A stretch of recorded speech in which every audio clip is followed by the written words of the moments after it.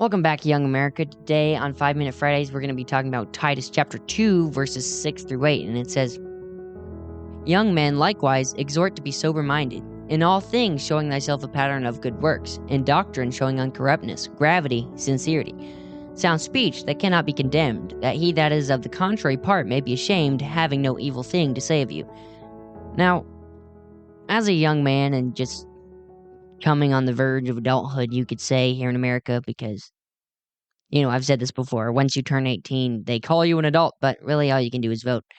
And, becoming a man is a difficult thing to gain that sort of responsibility. But the Bible lays out how to take on that sort of responsibility. And that's what I want to talk to you about today. And the very first, and Titus 2 is very simple. It says, young men, do this. Like, it's very clear. It doesn't get more clear than this. So, verse number 6, the first verse I read says, young men likewise exhort to be sober-minded. Now, what does this mean and why does that matter?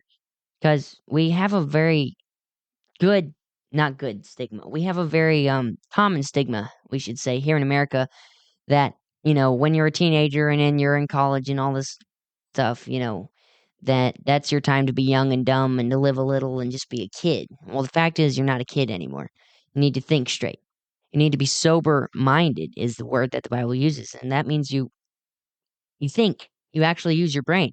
That's so key to growing in the Christian life as well, is using your brain and not being frivolous, but actually doing what the Lord would have you to do.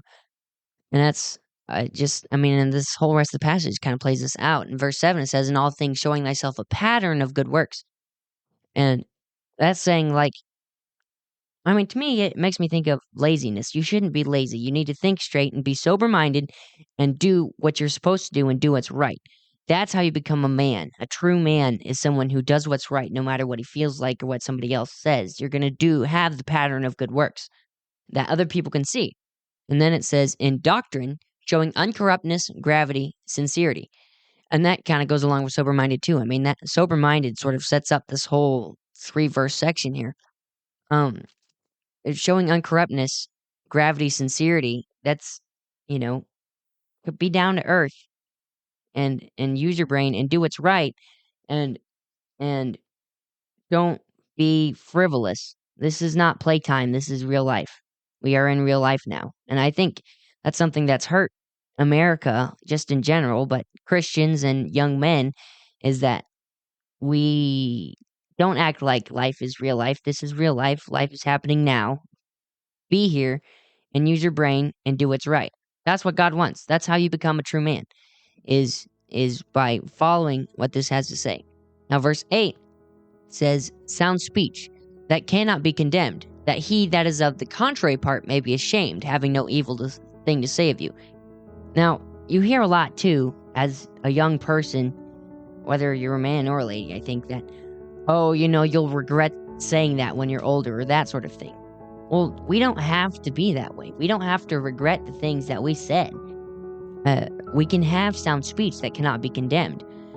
And in fact, that's what we're supposed to do. It's obvious here, and that comes with being sober-minded. Again, going back to the beginning of the passage.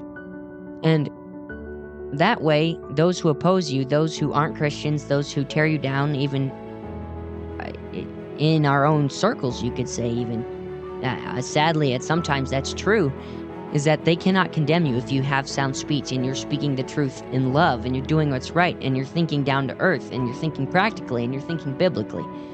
That's without corruption, and what you're thinking is as straight and true as possible. That's the whole goal of living the Christian life, and that's how you become a man, and that's how you avoid people who are of the contrary part, is that they can't pin anything on you. They have no dirt on you. That reminds me of, so often today in America, the way we play our politics, it's like throwing dirt on each other.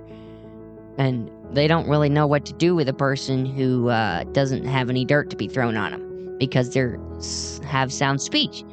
And that's what you want as a young man, is to have sound speech. I hope this was a blessing to you. I know it's a blessing to me, and I think about it often. Have a good weekend, and we'll see you next week.